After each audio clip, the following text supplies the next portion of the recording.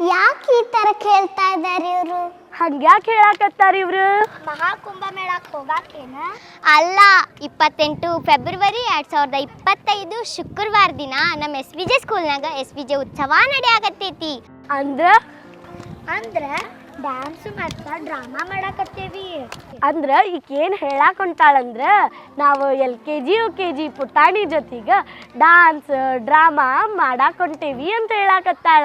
ಅದಕ್ಕ ಅದನ್ನ ನೋಡಾಕ ನೀವೆಲ್ಲರೂ ಬರ್ರಿ ಅಂತ ಇವ್ರು ಹೇಳೋದನ್ನ ನಾವ್ ಹೇಳಾಕತ್ತೀವಿ.